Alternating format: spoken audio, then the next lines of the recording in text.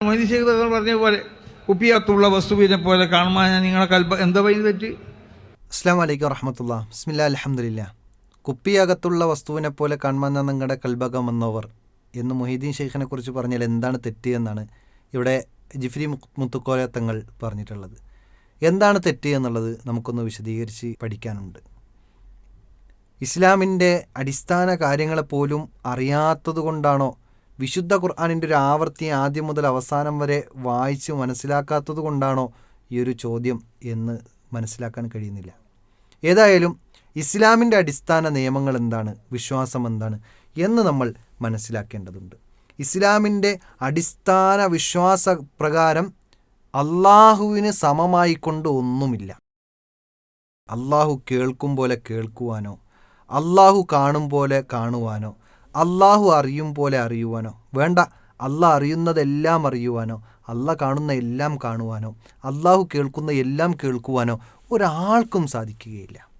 അതുകൊണ്ടാണ് വിശുദ്ധ ഖുർആനിൽ അള്ളാഹു സുബ്ഹാനഹു വതആല ആവർത്തിച്ചു പറഞ്ഞത് ലൈസ കമിസ്ലിഹി ഷൈഉൻ വഹുവസ് സമീഉൽ ബസീർ.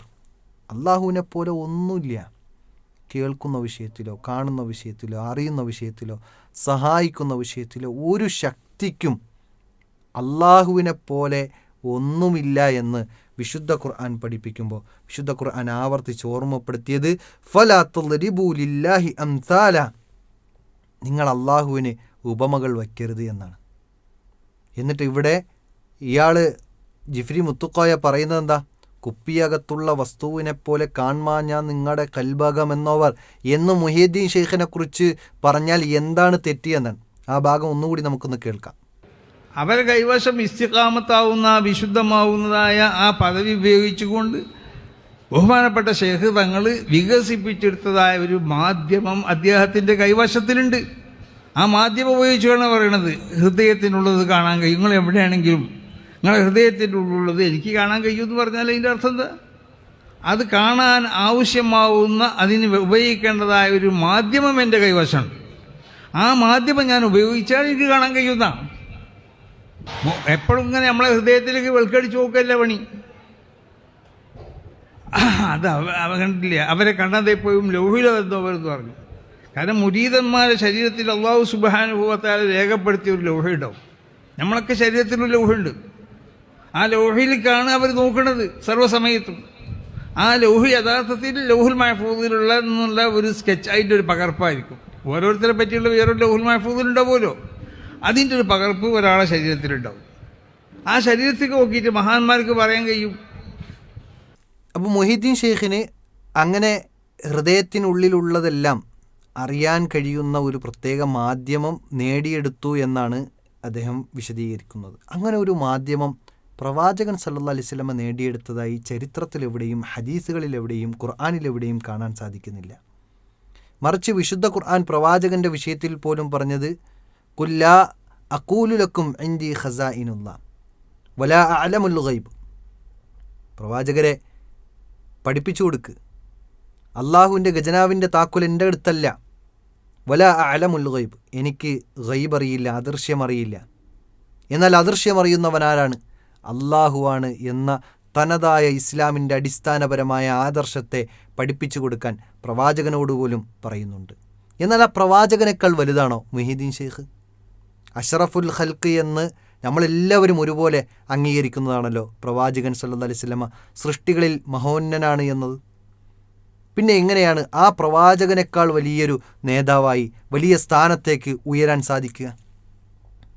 മാത്രമല്ല, ഇവിടെ എന്താണ് വലിയ ഒരു ഇസ്ലാമിൻ്റെ വൈരുദ്ധ്യമായ ആദർശത്തെയാണ് ഇവിടെ പഠിപ്പിക്കുന്നത്.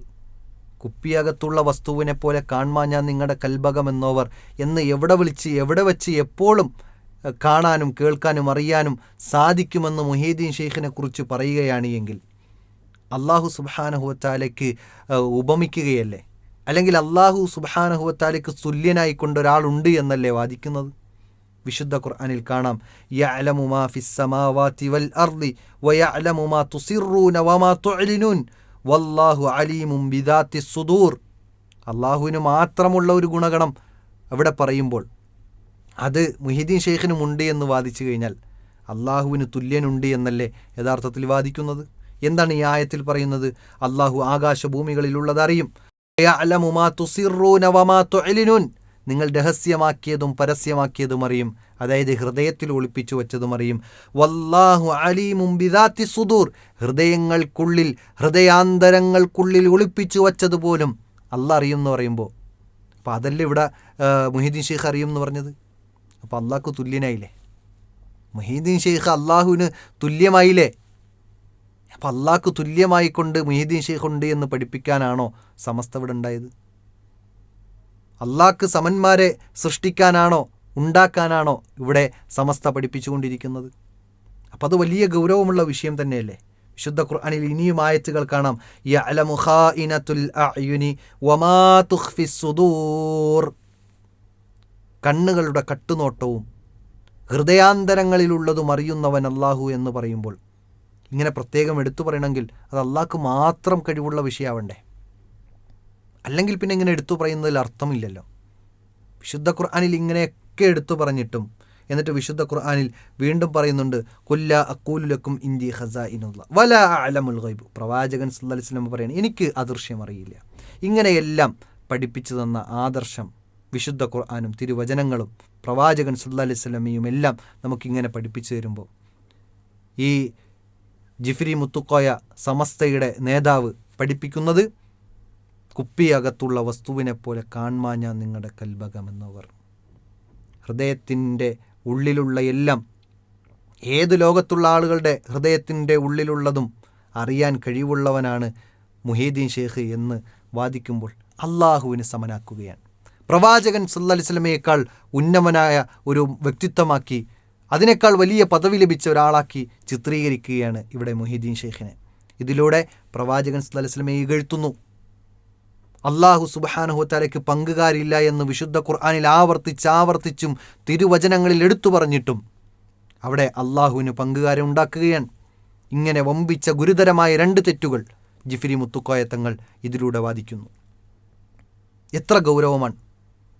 അള്ളാഹു ഒരിക്കലും പൊറുക്കാത്ത, സ്വർഗം നിഷിദ്ധമാകുന്ന, നരകത്തിലേക്ക് ആപതിക്കേണ്ടി വരുന്ന ഗൗരവമേറിയ വിഷയമാണ് ഇവിടെ വളരെ നിസ്സാരമായി കൊണ്ട് ദുർവ്യാഖ്യാനിക്കുന്നത്. തീർന്നില്ല, എൻ്റെ കണ്ണെപ്പോഴും ലൗഹിലെന്നോവർ എന്നതിനെ കൂടി അവിടെ വ്യാഖ്യാനിക്കുന്നുണ്ട്. പ്രവാചകൻ സല്ലല്ലാഹു അലൈഹി വസല്ലമയ്ക്ക് മറഞ്ഞ കാര്യം അറിയില്ല എന്ന് ഉള്ളതിനുള്ള തെളിവ്, ആയിഷ റളിയല്ലാഹു അൻഹയുടെ പേരിൽ വ്യഭിചാരാരോപണം നാടുനീളെ പ്രചരിപ്പിച്ചപ്പോൾ അത് കേട്ട് മനംനൊന്ത് പ്രവാചകൻ സല്ലല്ലാഹു അലൈഹി വസല്ലമ നടന്നു. ഗൈബ് അറിയുന്ന, ഹൃദയങ്ങളറിയുന്ന പ്രവാചകൻ സല്ലല്ലാഹു അലൈഹി വസല്ലമയായിരുന്നുവെങ്കിൽ ആ വിഷയത്തിൽ ആയിഷ റളിയല്ലാഹു അൻഹയുടെ മനോവിഷമം മനസ്സിലാക്കി അതിൽ സത്യസന്ധത പുറത്തു കൊണ്ടുവരാൻ പ്രവാചകൻ സല്ലല്ലാഹു അലൈഹി വസല്ലമയ്ക്ക് കഴിയുമായിരുന്നല്ലോ. എന്നിട്ടും ആ പ്രവാചകൻ സല്ലല്ലാഹു അലൈഹി വസല്ലമ ആയിഷ റളിയല്ലാഹു അൻഹയിൽ നിന്ന് വിട്ടുനിന്നിട്ടില്ലേ?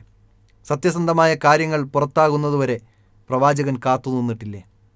എന്നാൽ ഗൈബ് അറിയും എന്നിട്ട് പ്രവാചകൻ മറച്ചു വച്ചതാണ് എന്ന് വാദിക്കുകയാണ് എങ്കിൽ അവിടെ ആയിഷ റളിയല്ലാഹു അൻഹയെ അത്ര കണ്ട് വേദനിപ്പിക്കാൻ മാത്രം മനസ്സുള്ള ക്രൂരനാണ് പ്രവാചകൻ എന്ന് നിങ്ങൾ വാദിക്കേണ്ടി വരും. സഹോദരങ്ങളെ, അതുകൊണ്ട് ഇത്തരം ദുർന്യായങ്ങളും ദുർവ്യാഖ്യാനങ്ങളുമെല്ലാം ഇസ്ലാമിന് അന്യമാണ് എന്നും ഇസ്ലാമിൻ്റെ ആദർശം വളരെ ക്ലിയറാണ് എന്നും അത് വിശുദ്ധ ഖുർആനിൽ നിന്നും തിരുവചനങ്ങളിൽ നിന്നും നാം പഠിച്ച് മനസ്സിലാക്കേണ്ടതാണ് എന്നും ഈ ഒരു സന്ദർഭത്തിൽ പ്രത്യേകം ഓർമ്മപ്പെടുത്തുകയാണ്. ആളുകൾ പറയുന്നതോ തെറ്റിദ്ധരിപ്പിക്കുന്നതോ കേട്ട് അതിൽ വീണ് നമ്മുടെ പരലോകത്തെ നഷ്ടപ്പെടുത്തരുത് എന്ന് പ്രത്യേകം എന്നെയും നിങ്ങളെയും ഓർമ്മപ്പെടുത്തുകയാണ്. വിശുദ്ധ ഖുർആനിൻ്റെയും തിരുവചനങ്ങളുടെയും അധ്യാപനം അത് വളരെ വ്യക്തമാണ്. ആർക്കും മനസ്സിലാകാൻ കഴിയുന്ന രൂപത്തിൽ എളുപ്പമാക്കിയിരിക്കുന്നു എന്നാണ് വിശുദ്ധ ഖുർആൻ പഠിപ്പിച്ചിട്ടുള്ളത്. അള്ളാഹുവിനെ മാത്രം ആരാധിക്കണം, അവനോട് മാത്രം വിളിച്ചു പ്രാർത്ഥിക്കണം. നമ്മുടെ പ്രാർത്ഥനയും അർത്ഥനയും തേട്ടവുമെല്ലാം അള്ളാഹുവിന് മാത്രമാണ്. അള്ളാഹു മാത്രമാണ് അദൃശ്യമറിയുന്നവൻ. അഭൗതികമായ മാർഗത്തിൽ നമ്മെ സഹായിക്കുന്നവൻ അള്ളാഹു മാത്രമാണ്. അതൊരു മനുഷ്യനും കഴിയില്ല, ഒരു ഔലിയാക്കന്മാർക്കും കഴിയില്ല, ഒരു ജിന്നിനോ മലക്കിനോ കഴിയില്ല. അഭൗതികമായ മാർഗത്തിൽ നമ്മെ സഹായിക്കാൻ കഴിയുന്നവൻ അള്ളാഹു മാത്രമാണ് എന്ന അടിസ്ഥാനപരമായ ആദർശം ഉൾക്കൊള്ളുമ്പോൾ ഇത് വലിയ പ്രശ്നം തന്നെയാണ്.